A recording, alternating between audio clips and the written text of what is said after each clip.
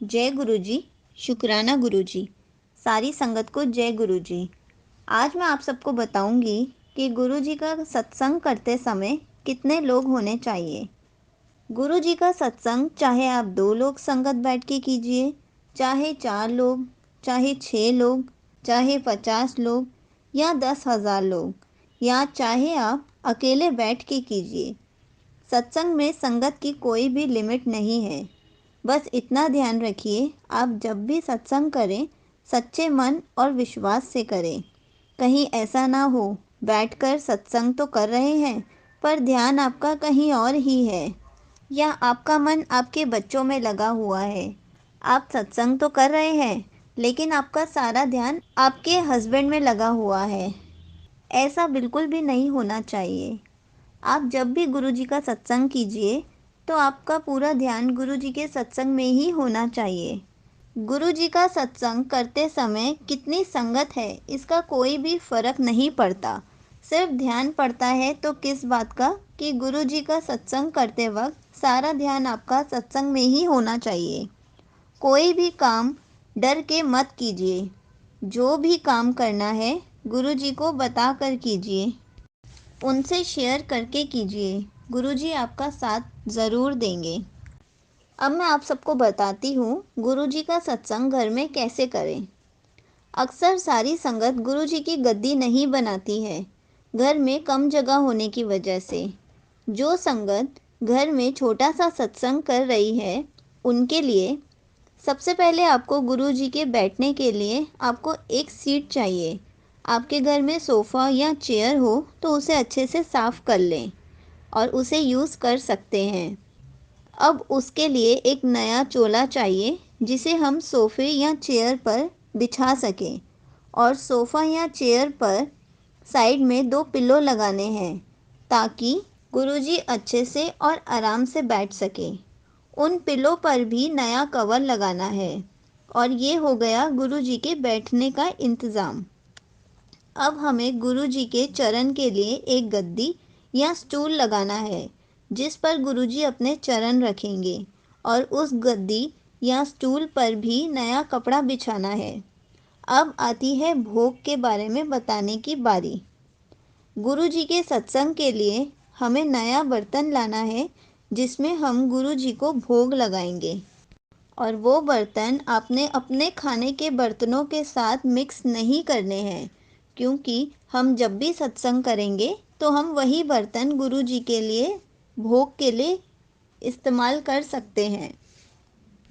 Rules के हिसाब से गुरु जी का सत्संग 2 घंटे का होना चाहिए। हमें उस हिसाब से प्लेलिस्ट तैयार करनी है।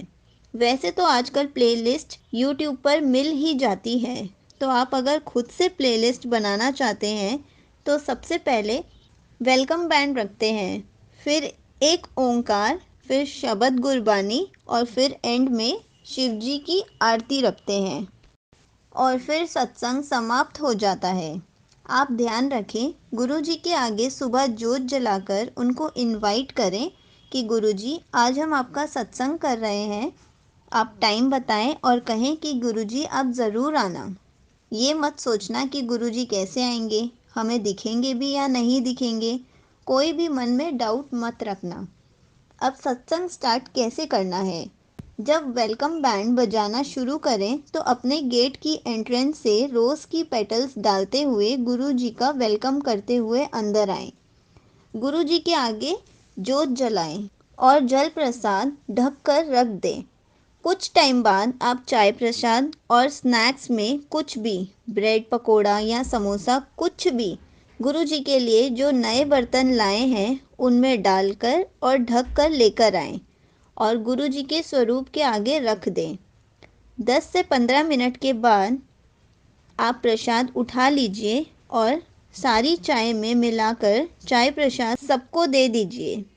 चाय दोबारा गर्म नहीं करनी है क्योंकि उसमें चाय प्रसाद मिलाया है, तो प्रसाद मिलाने के बाद कभी भी उसको दोबारा गर्म नहीं करना चाहिए, वरना ब्लेसिंग्स ख़त्म हो जाती हैं। और वो सारी संगत में बांट दीजिए, लेकिन ध्यान रहे कि प्रसाद थोड़ा सा भी वेस्ट नहीं होना चाहिए। सारा प्रसाद ख़त्म हो जाना चाहिए। उसके बाद कड़ा प्रसाद बनाएं और वो सर ढककर और नंगे पांव बनाएं, क्योंकि कहा जाता है कि कड़ा प्रसाद कभी भी बिना सर ढके और चप्पल पहनकर नहीं बनाना चाहिए। और बनाते वक्त मुंह से गुरुजी या वाहे गुरुजी या शिवजी का नाम लेते हुए बनाएं, ताकि कड़ा प्रसाद ब्लेस हो जाए। और फिर गुरुजी के आगे कड़ा प्रसाद रख दें। वो कड़ा प्रसाद भी ढककर ही रखें। 10 से 15 मिनट के बाद कड़ा प्रसाद सारे प्रसाद में मिलाकर संगत जी को खाने के लिए दे दीजिए। और एंड में आधे घंटे पहले गुरु जी के लिए जो भी लंगर प्रसाद बनाया है, लाइक रोटी, सब्जी, दाल, चटनी, जो भी बनाया है, वो प्लेट में ढककर लाएं और गुरु जी के आगे रख दें। और फिर 10-15 मिनट बाद प्रसाद ले जाकर बाकी खाने में मिलाकर सारी संगत को लंगर प्रसाद खाने के लिए दे दीजिए। पूरे सत्संग में आपस में बात बिल्कुल भी नहीं करनी है।